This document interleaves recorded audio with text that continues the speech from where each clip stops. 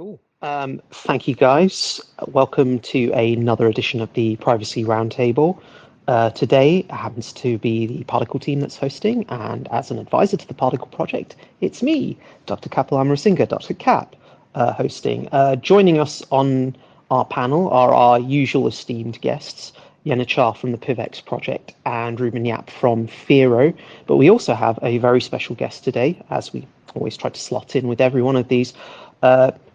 Jay Winton, I believe it's Jonathan Winton. You have quite a history, particularly within Monero, but I believe you are sort of coming on very much to represent for WowNero today. So welcome. Thank you so much for joining us today. Hi, thank you for having me on. It's just John Winter Murphy, Dr. John Winter Murphy, if you like. I have a PhD in engineering, materials engineering.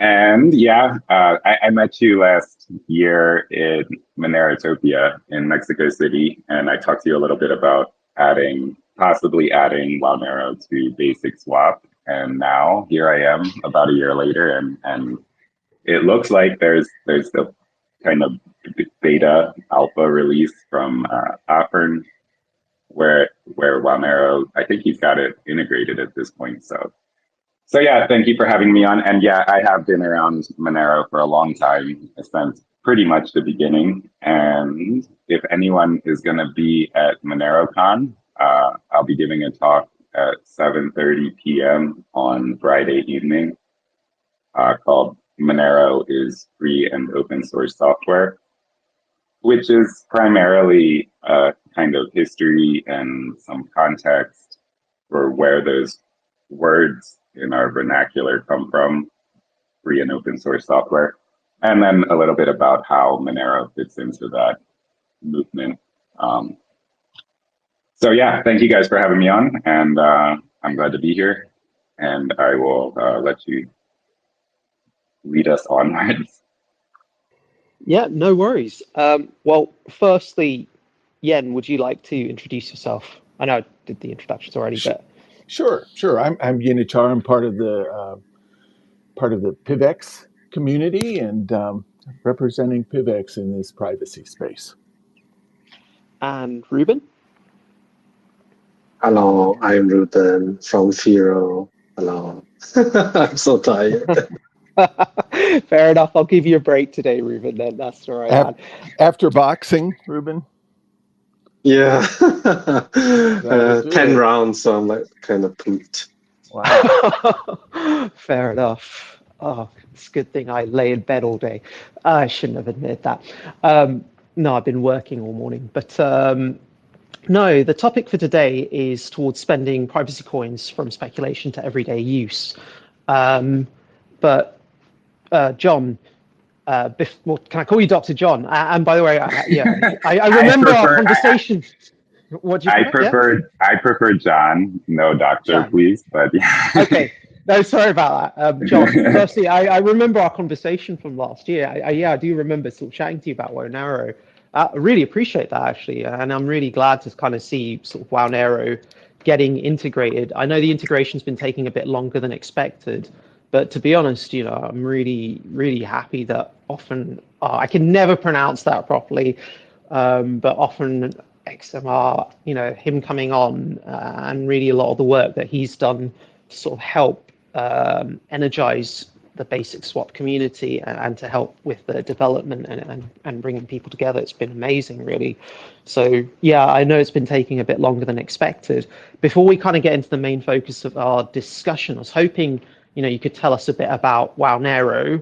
And I know you've been around since the beginning, and you hold some very influential positions within the Monero community. So I guess it's what I'm keen to understand is your story of how you went from Monero to developing WowNero and what you see the purpose for WowNero and what you sort of see for it moving forward. It'd be sort of great to hear the story.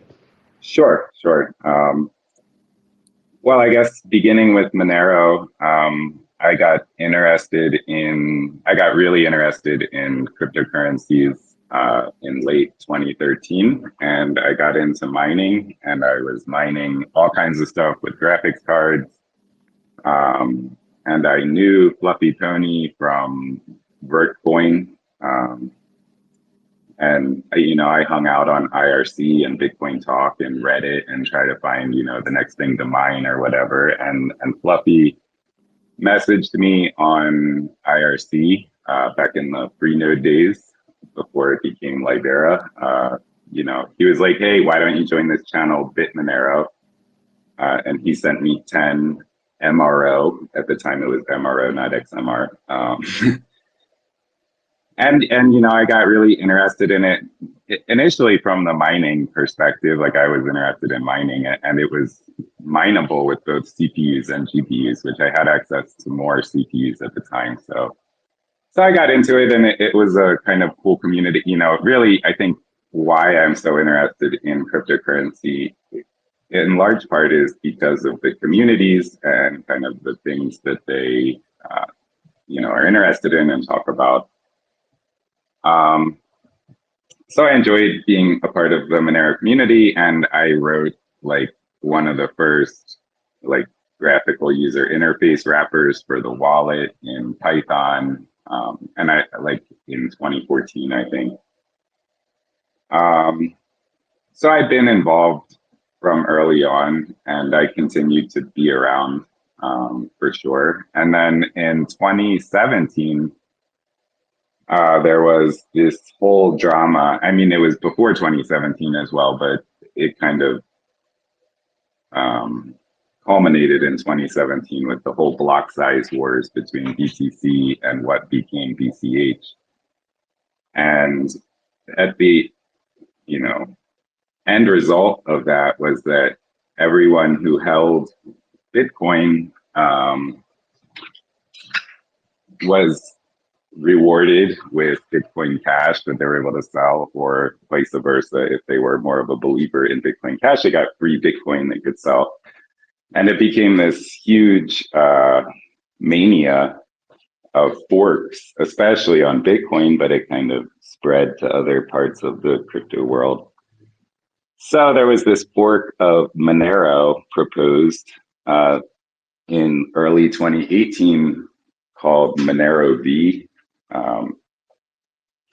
And their whole value proposition was they were going to move the decimal place one over so that when you got your airdrop of Monero V, you would get 10 times as much Monero V as you had Monero, which is like a scam, more or less. Funny. It was pretty scammy. So there was like, I had some friends also on IRC. My friend Cardi is an artist, and another guy, Phil Code. We're just joking around and made some logos and memes and stuff about WowNero, which would be 10 times the coins, 10 times the WoW, and stuff like that. And there was an issue with this Monero V fork because, unlike in Bitcoin, where everything is already public, the issue with the Monero V fork is that because of Monero's ring signatures, if people used the same input, if they spent the same output with different ring members, it could kind of de-anonymize their transaction. If they used, like when they sold their Monero V, it would kind of be easy possibly to deduce, the similar output on the Monero blockchain. So, right, and not just theirs, but others too, right? Because that transaction could be used as a dummy and as an input to somebody else's transaction. Right. Yeah, it could affect privacy more broadly as well. So right.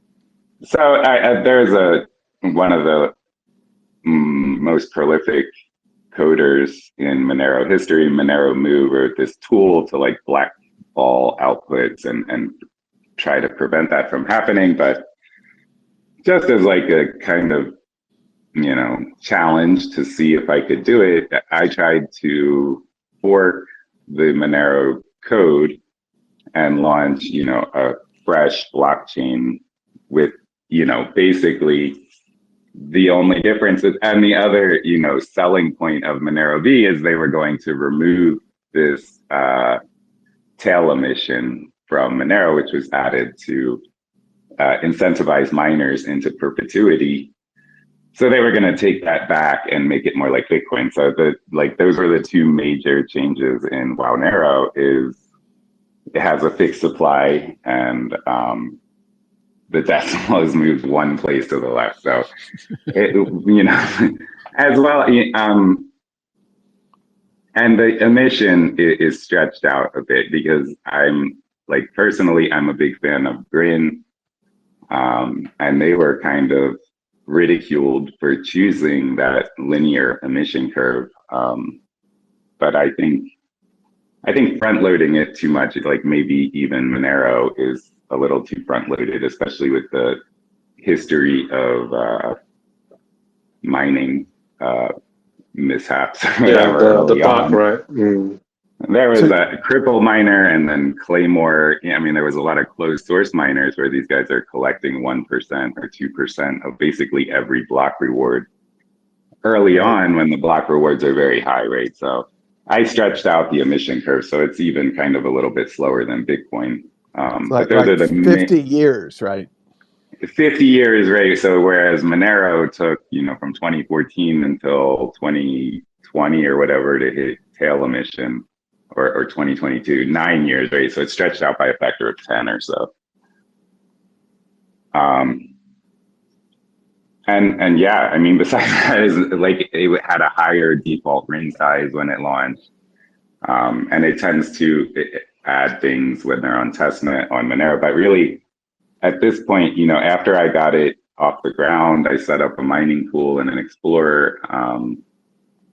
I really don't do much in the way of dev work at all. Like, I'm not a developer. And so there's a guy, Wawario, who kind of keeps us up to date with Monero. And there's a guy, DST, who's the developer, one of the developers of Feather, who did the wallet, desktop wallet as well, which is a fork of Feather. So there's mostly other people do the coding after I kind of got it off the ground. But I'm still like the benevolent dictator for life, or CEO of Monero, or whatever. I've like trapped myself into this position. So here I am talking to you guys now. That's okay. Can I ask you something? Have you considered extending the emission curve over a 500-year period, and then marketing it as I don't know. Was there another part of that question that I missed? Well, no. I was going to say, if you extended it over a 500-year period, it would technically be the last coin left standing without a tail emission. So you could say, Dr. Cap? Oh, and Grin, and all these infinite supply coins. Yeah, I mean, well, Monero is an infinite supply coin now as well, right? So, yeah, Grin's emission curve is just linear. So it's 60 Grin per block, which is every minute. So it's just 1 Grin per second forever, which is kind of cool because then you can it very directly relates time to the monetary unit, and time is the ultimate currency, right? Right, and it actually diminishes as a percentage over time, right? So it's zero. Right. So yeah, it does. I mean, like, the inflation becomes lower and lower. I actually wrote some Python to plot the inflation rate of Monero, Bitcoin, WoW, and Grin recently, and it takes like 200 years or 150 years or something for Grin to get like below that 1% annualized inflation rate. Yeah. But I mean, I think that's a feature, not a bug. I know that's somewhat of a controversial opinion. Well, go ahead. No, I don't think. Sorry, go ahead. No, I was just going to say, if you had a 500-year emission curve, you could do the whole there can be only one kind of coin. No, I mean, I didn't have anything else. I'm kind of interested. I think, Monero, it's a very cool and unique project for multiple reasons, but one of the reasons is the focus on memes, right? I mean, it's just like fun. And to some degree, everything in crypto is a meme. Depending on how you define meme. But You know? I 100% agree with that for sure. Yeah. But WowNarrow like really embraces that. Maybe explain a little bit of your philosophy towards the meme. I mean, I run the Twitter account, so like the whole project was born from these like silly memes about 10 times the coins and 10 times the wow. Yeah, exactly. And so like, you know, when I launch a project, like I started putting dumb shit on Twitter and then there's another guy, is a Menace, he is a guy who wrote the code for, and I think he runs Monero.fail, which is like a node site for Monero. Anyway, he wrote the first version of suchwow.xyz and put that up, I don't know, long ago. It must have been 2019 or 2020, I think, where it's just a website where people can post memes, and every time they post a meme, there's like an address associated with it. So people can tip the meme, and then the people who posted them get paid out. And so that's been around. It's got a new upgraded version that was written by BSC. It's still at suchwow.xyz though. So, I mean, it's always been a huge part of the project. And I agree that like everything is a meme, like Bitcoin runs on memes, just like WowNarrow does. So, and everybody has their own memes about why their coin is good. And some of them are completely absurd. Like you can just look at Mother or whatever is hot on Solana or whatever, you know, but I do agree that everything runs on memes for sure. The new meme thing is a troll, which is Trump and frog, apparently, because his mouth looks like a frog. So that's been pumping recently. Yeah. But I mean, that's like quality meme reason right there. So how do we move from memes to everyday use, or on memes to everyday use? Well, no, funnily enough. Yeah, I mean, I guess SuchWow is a little bit of an everyday use for memes, like people just posting and paying each other for things they like. Right. But and tipping, yeah, I mean, I like having tip bots around. I used to run a lot of tip bots on Reddit and IRC, and I don't do that anymore. But I mean, we still have tip bots on Discord and Telegram and stuff for WoW. I think that's a good way for people to get some coins and try it out. Like, I think having it be accessible like that is important. And whether that really qualifies as spending, I don't know. But I mean, I think kind of having those low barrier to entry opportunities to receive or give is an important thing. Definitely. And it qualifies, right? That's entertainment. That's a big part of the economy. Yeah, for sure. Yeah, no, I was just going to say, I think there's actually quite a natural connection. What about in Pivx and Particle? Have you guys been seeing any, or Firo, more like recent use cases of quote unquote spending? Can you hear me, first of all? Yes, Dr. Cap. But can John hear me? Yes, I can. Let's see. Can John hear me? I don't think John can hear me. Hello? John, can you hear Dr. Cap? He's speaking. No, I can't hear him, and I don't see the little bars moving. I don't see the bars moving by his voice. Okay, I'm going to leave and then just come straight back in. This is pretty weird. Hang on just a sec. Okay. That's just connecting now. Maybe he's coming back. Yeah, he said he's going to disconnect and rejoin. Okay. Yeah, we can hear him, but you can't. It's a weird glitch. Yeah, I mean, I think, basic swap is kind of, swaps are, speculation is a use case. Spending, like you're spending to speculate on stuff. I don't, yes, you're back. All time. So yeah, John, I was going to say, I think the whole talk on meme coins, I think it actually naturally lends itself to this idea of moving towards the idea of basically what I was going to get at is the whole idea of, I think in order for a currency to actually be valuable, it does have to have a degree of social consensus.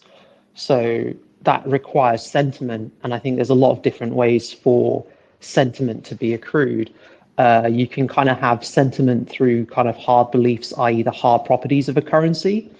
So things like, what we've been discussing, emission rates, fixed cap supplies, the overall governance policy around the currency.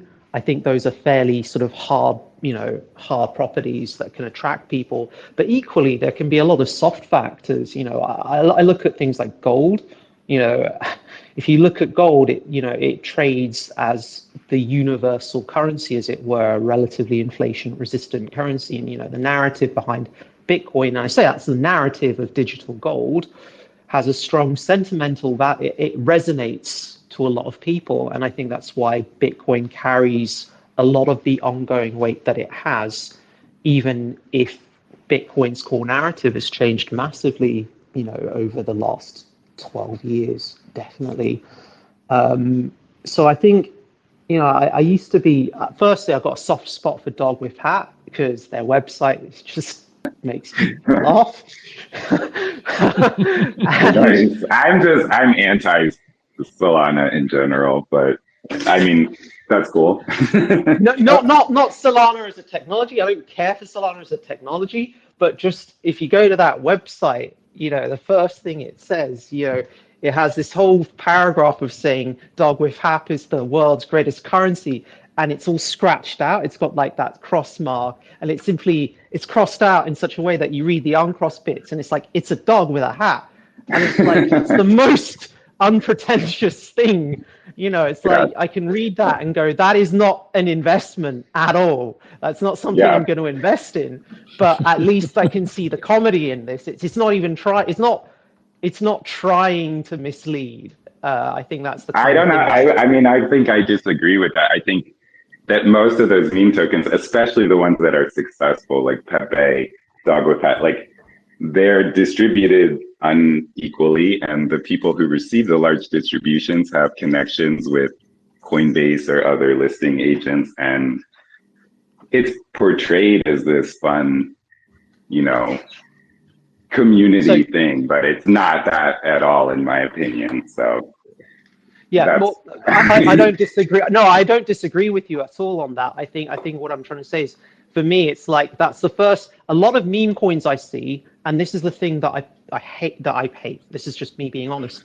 Is I see a lot of articles on different meme coins being launched, and they're promoting themselves as investments, and I really hate that because I feel that really misleads retail onto what it is. I think. Sure. I think that. Sorry. Go ahead. Yeah.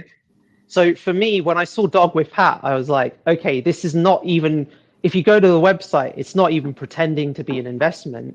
I kind of can be like, okay, that's fine. This will pump and dump. This is a casino, and it's not pretending to be anything else. So I think it's still pretending to be something that it's not by putting forward that message that it's all fun. Because even if they say that, it's like the large holders, they're not gonna start pumping the token and then announcing listings and paying for Twitter bots and all of that stuff just for fun. Like there's ulterior motives behind those, I think. But I think they're important just because like it's such a wild, unregulated space. As more people come into the space, like it's like it's a lesson. If you don't avoid them from the start, then most people learn pretty quick that you don't.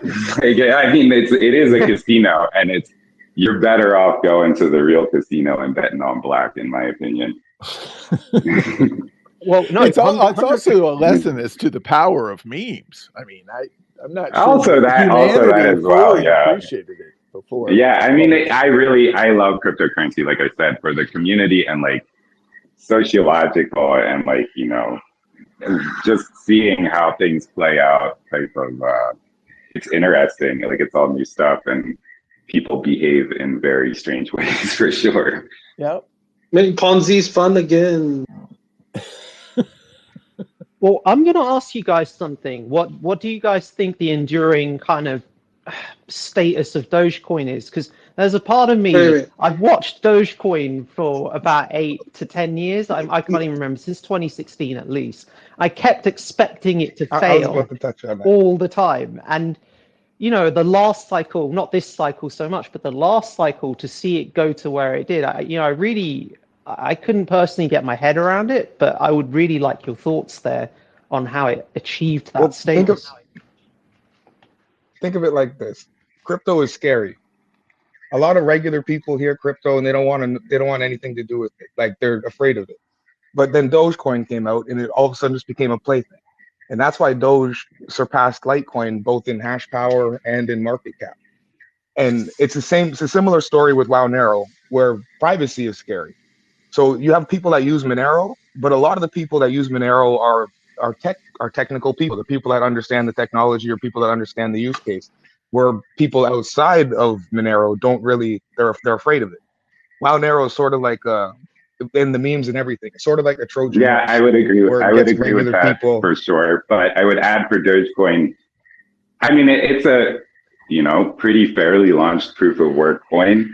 It had the advantage of low unit price bias, which we have seen work for many tokens.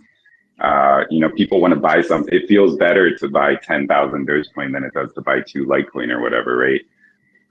For a lot of people, at least. I mean, that's people coming into crypto.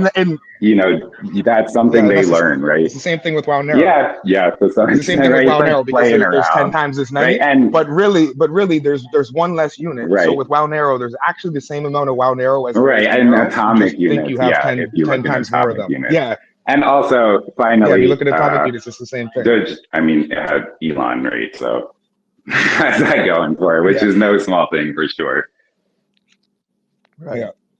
But if you look at crypto before Doge became, because Doge isn't even like a meme coin. It's just a dog coin. I think everything's a meme coin, but also I think, Doge and Litecoin have this kind of unique symbiotic relationship now where, they kind of secure each other's networks. It was insane to me that Doge became like the master of the hash after, they went to Litecoin to like save their ass. But yeah, I mean, I think that they're gonna live on together at this point.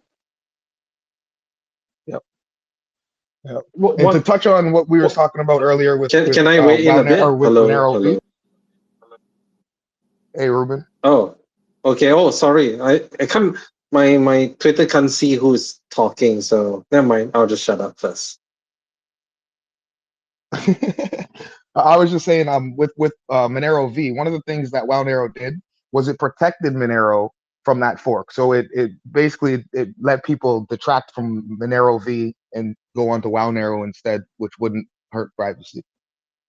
So Monero has always been like an ally of Monero. I would say that I used to describe Monero as blockchain performance art, and to some extent, I still that's part of the reason why I still am interested in Monero and I like to be a part of it, is because I believe it gives me space to call out what I see as scammy behavior in other projects. Monero is this absurd, silly fork of Monero, but in, I would say, almost every way, it's less of a scam than almost every other project. You could even argue than Bitcoin. So yeah, I appreciate having this soapbox. There's the model also of Monero is to Dogecoin, right? What Monero is to Bitcoin, right? It seems like I've seen that. Yeah, I've heard that as well, but I mean, I guess I'm a little more active than the people who launched Dogecoin at this point, and I use my soapbox more than yeah. But back to the topic of using it for everyday use. I mean, Monero obviously has a lot of real use case. Of course, some of them are illicit, some of them are okay. I'm actually really curious what's the what's the degree of like, ransomware versus, just people buying gift cards or just transacting value, or, just becoming kind of like, oh, let me hide my cryptocurrency and move it in. I'm really curious, like, if there was any sort of analysis on this. Of course, it's going to be estimating, but I think what is also interesting is that, in this chat, we have Hilawi, which is, I think, connected to the Dash community, which I know, obviously there's a lot of bad blood between Dash and Monero, but they have kind of gone through their own kind of like adoption, and, like there's people like Desert Links, like Joe, who live almost entirely off cryptocurrency, and they use currencies like Dash, and I think that's really like interesting, right? And they kind of done it, and I think that also kind of echoes how important that, as much as you can say all your memes and stuff like that, the conversion points are just as important. And I'm just really curious with the shutdown of local Monero, how has that affected, or do people just convert to USDT and then back into their local currency, which is, what a lot of people do. But even from the Firo side, I mean, we of course a relatively much smaller coin. We've seen people saying that they use it for remittances, which was the original use case of Bitcoin as well. Like people sending money to Mexico. There was like, we have a couple of miners in Venezuela because we use GPU miners. But I think one was interesting thing was like Iranians were raising money for floods. And this was like a way back. We had nothing to do with this, obviously, but they were channeling funds because, Iran's a sanctioned country. It's so hard to get stuff. Actually, when they talk about sanctioned country, I thought usually sanctions are like, on key people in the government and like, certain individuals, and not just like, oh, blanket all the country, but it usually turns out to be the entire country, even though the sanctions may only be on specific individuals. Does anyone have any idea how do sanctions actually work? Oh, I can't hear anyone talking. I think Ruben, I think it depends on the country and the way that the laws are written. I mean, and it depends on what country's dealing with them, right? Like everybody implements their own sanctions against countries. It's not like they all write the same exact text. So yeah, I mean, I would say that's certainly a use case. I mean, we saw that early in the Russian invasion of Ukraine, that, I think that was probably the first time where there was like a state raising money on Twitter via cryptocurrency to fight a war.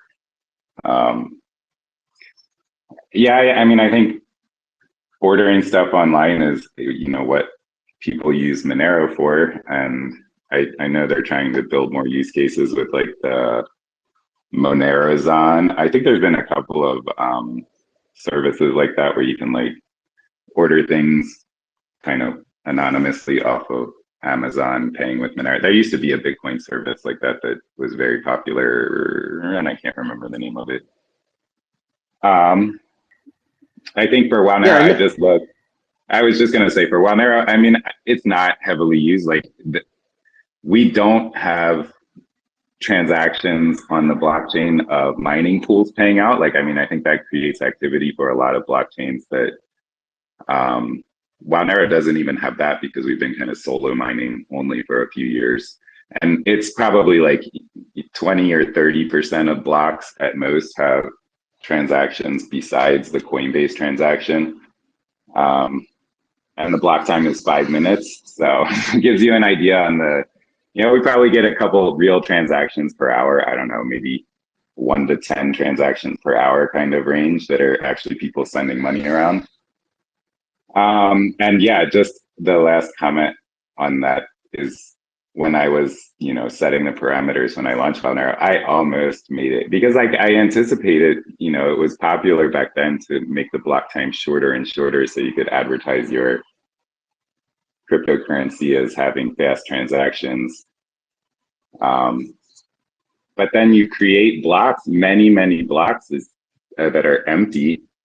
and it's just like wasted data in the blockchain that everybody has to save forever. So I almost made the block time for Wonero like 1 hour, rather than, and I settled on 5 minutes finally. That's hilarious. I don't know, man. I kind of like the idea of a 1 hour block time. Yeah, I for know. that Well, rationale. you can pitch it as it's better if you want to have some kind of like, interplanetary operable blockchain system, because you certainly can't have, you can't have fast block times. You have to deal like with the speed of light between here and right. Mars. So we were just planning for the future. Yeah. Have you watched Highlander, like the Highlander films? No, I haven't seen them. Okay, it's this whole idea of a bunch of immortals battling it out, and there can be only one. It's like an old kind of like series, like late 80s, early 90s. They cut each other's heads. It's a great series of films, but this idea of an interplanet, but apparently they all come from outer space. But I don't know why this is a bit random in me saying it, but you were talking about, a longer emission period. Is there anything stopping you guys from making the emission period like over 500 years before it kind of tops out? No, no, except at this point it would require a hard fork, which would require like somebody doing work, which is a heavy lift probably. Okay, fair enough. We were going to make it the world's oldest blockchain, but it was too much work. One of the best things that happened to Wonero was a couple years ago. On the website, it used to list like a couple people that were the main contributors, and they removed the list. And they removed the list basically saying, like, stop coming to us and asking us to do everything. This is a community project. Send the pull request. Right. So that's one of the things I like the most about Wonero is it's a purely community project now. So if somebody wanted to make it 500 years, they just have to write the code, send the pull request, and get the community to agree. Yeah, just don't ask me to do anything. Yeah. Okay, I won't ask you to do anything, Tom. Don't worry. You're cool. We're cool there. Cool. I actually have, getting back to like Ruben's question about when it's being used for actual transactions. I think, online is like cryptocurrency's kind of natural home, right? But you see also in physical locations, like at festivals, there's like a Pork Fest festival that's like a libertarian festival in the U.S. Northeast every year. And they accept cryptocurrency there. And one interesting phenomenon I've noticed at Pork Fest is there's often a discount to the buyer for using cryptocurrency. The vendors tend to want cryptocurrency. I have a theory that it's like a no KYC way to get it. That's cool. If you're selling, I heard, but it actually is a premium there. I heard about 3 or 4 years ago about Pork Fest on the radio on NPR, I think, and they were talking about at that time how the vendors were just starting to, some of them, accept Bitcoin. And up until that point, the way that they would transact is they like carry around pieces of gold and they'd like clip off the right amount of gold to like buy a coffee or something. It was ridiculous. Yeah, they also do that. They also have gold embedded in notes and things. Yeah, so but I know small silver bars you can buy. Yeah. Right. Yeah, like I'm friends with Doug, who's the Monero Talk maniac. Yeah, and I know he's been up there. Yeah, I know he's been up there evangelizing Monero up there. Yeah. Yep. So that's cool. Yep. And there's others there. I one year, like Pirate Chain had a huge booth, and I know that a lot of Zcash guys go there. So it's it's good. But getting back to like Bitcoin, we're all in the privacy space, and I think for something like that, like going to Pork Fest and buying things, or most uses online, I mean, it just really needs to be a privacy coin, right? Who wants to go to Pork Fest and buy something with Bitcoin and expose everything they own and so forth? The privacy aspect is actually essential for getting it like used as a currency. I was going to say, it's really interesting you're saying this, because literally what I was just thinking is, if you look at the history of how Bitcoin was marketed, I was aware of Bitcoin in 2011, and I'll be upfront. How I found about it, about it was through, I was just browsing on the Tor network, and I was like, what is this Bitcoin? Oh, you can use it on this marketplace and this marketplace. And you look at the marketing for Bitcoin in 2011, it's like the world's most private currency, untraceable. This was before chain analysis. And going back to and before KYC on the acquisition too. Exactly. So it was really and before full disk encryption. Yeah. That too. So I mean, the narrative for Bitcoin back then was very different to what it is now, like a polar opposite in many ways. But it had gained usage and it had gained traction on these marketplaces. And the very fact that it had gained usage and traction, I feel that was kind of almost the proof of concept that, okay, a store of value does exist, a currency that's digital exists, and people are using this. And kind of going back to what you said, we've moved away from that now. It's like, well, without the privacy aspect, actually, what are you losing from using, if you use a public cryptocurrency compared to using straight cash, in many ways, you're kind of losing a lot of right. No, that's things. Exactly right. And the funny thing, and it's almost the thing I want to get at. It's just something I wanted to address when John, you said it, and it was, you were asking, what sort of happened with Particle. I think there's such a thing as right idea at the wrong time. And I think the idea of,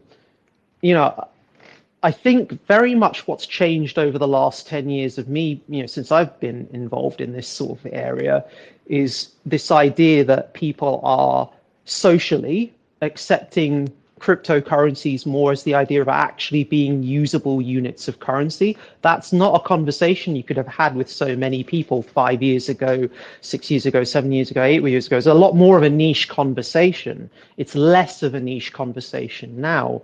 I think, I remember when I was on Monero Talk with Doug, I literally talked through this 4-step process. It's like, well, if you want to have a decentralized series of micronations, first thing, you get a shared you have a decentralized store of value. And I talked about how Bitcoin was the case for public liquidity ecosystems, and Monero had achieved that for privacy-based liquidity ecosystems. It achieved the store of value status. And then you get the decentralized marketplace. And then once you've got the economy and commerce and transactions from that, you can move on to governance, and then from governance to kind of this broader idea of greater self-sovereignty in terms, and greater engagement and participation in governance. That's a bit more abstract. But going a few steps back, it's very, you've got to get one idea cemented within public consciousness before you can really get other ideas in, because it takes time for a lot of people to process certain ideas. I think, if I'm being honest and reflective, I think there are very valid criticisms to be made of the particle model. I think the ideas it was, it's still there, it's still up and running, there's still development occurring. But, in terms of when it released, that idea that you can somehow integrate aspects of e-commerce into a currency itself, that's a very, I think that's a hard idea for a lot of people to get their heads around. I think the benefits of such a concept potentially aren't intuitive. And I think actually getting the governance structure for such a setup right is crucial. I think, I think we could probably definitely improve ours. So, I certainly, in reference there, I refer to our block emission, our own funding model, and our own journey in terms of how we've progressed as a project. So I think, I think we've, and I don't want to say we've made a lot of mistakes as a project, but I think, we've had a lot of experiences where we could definitely go, yeah, okay, we probably need to change our approach. But at the same time, the world is very much moving on. And I feel I think we're probably at a point now where at least cryptocurrency is more acceptable in this idea of being used as a currency, and it's certainly being recognized in use as a currency. If you ask the average person on the street, you may get different thoughts on ways or how it's being used as a currency. But, you know, I think we've made some very visible progress. But anyway, that's what I want to say. Cool. I was going to say, I heard of a use case for spending Monero. Actually, not just Monero, it was not Monero, but there's like a market somewhere in Eastern Europe where you can, like, I guess, go online and buy some drugs. And then they like tell you where to pick them up. There's like a secret drop location. You could pick it up. I was like, huh, that's very cloak and dagger. But I try and frame it now when I talk to people about quote unquote privacy coins. I don't even start the conversation like that. I try to start the conversation by asking them if they think that citizens of the US or whatever country they're in should have the right to transact privately without the government having the ability to monitor their transactions just like cash, you know. And most people, I find, I'm a professor now, I pull my students to take attendance and I talk to people. I went to like a Coinbase thing in Harrisburg and talked to a bunch of politicians. And the politicians, no, but I'm saying those normal people, a few politicians maybe, but most people say yes, you know, they think that they should have the right to transact privately, especially if you kind of say, you know, do you think you should have the right to communicate privately? Almost everyone says they should have the right to communicate privately without the government, you know, being able to eavesdrop. Not everyone, but in my experience, it's the large majority. So I try and frame it like that because I think people are becoming more conscious about leaving a trail, whether it's using fiat currency. You were saying First time to us. Yeah, I think it cut off for me. I was wondering if it ended. I was talking when it ended, and I was talking about framing the conversation with people about quote unquote privacy coins as, you know, being able to transact privately is, I try to frame it as the same as being able to communicate privately, which I find the majority of people agree that the government should not be able to eavesdrop on their communications. And in today's world, I mean, it's been ruled by the Supreme Court that money is speech. And if you apply that logic to freedom of speech and, you know, the privacy associated with that, that you should be able to spend money privately as well, right? Right. You know, I have little doubt if the founding fathers knew what we know now, they would have included the right to transact in the Bill of Rights. Yeah, no, I agree completely. It's information transmission. You know, with money, it's just information transmission of units of value, but that is a form of speech. I don't think there's going to be anyone in our audience that's going to really dispute that, or I'd be surprised if there was. No, I certainly meet people who do reject that, you know, analysis or conclusion. But do they reject it that like on the government listening in all the time, or do they reject like the ability of the government? They reject, right? Due process. I mean, when I say like they reject it, a court order in some way, yes, in some way, even if it involves a court order, if there's the possibility of the government being able to, you know, decrypt your encrypted message, right? Like, I try to, you know, talk about it in the context of the government asking for backdoors in encryption technology and stuff like that.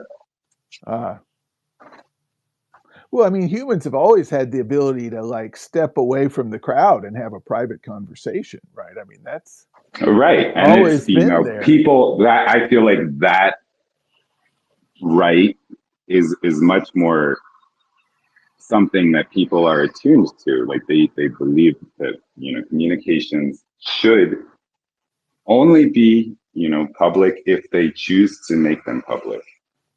That is what privacy is, right? It's not secrecy. It's the ability to reveal oneself selectively. So just a general question to you: when you get those sort of rejections of that, or objections to that, what are the sort of leading arguments? Where do those rejections come from? What's the sort of logic?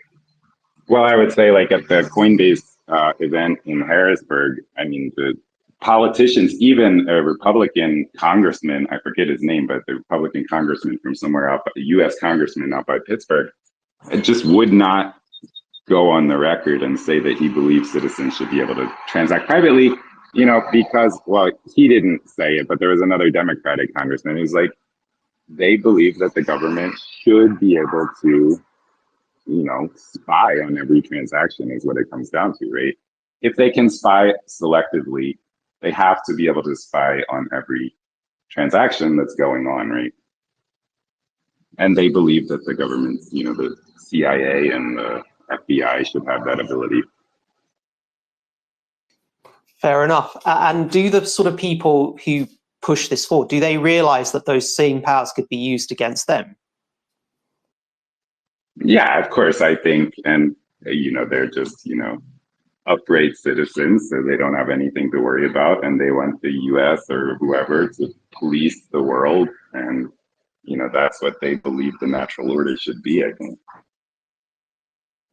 Yeah, no, I find it interesting. I mean, to me that, that's obviously the typical, it's about power and control narrative at the end of the day. But I always, why do you think that is? Why do you think a lot of people, I mean, to be fair, it took me a while to really get this, but why do you think a lot of people don't necessarily understand that abuse of power can be by anyone at any time over anything?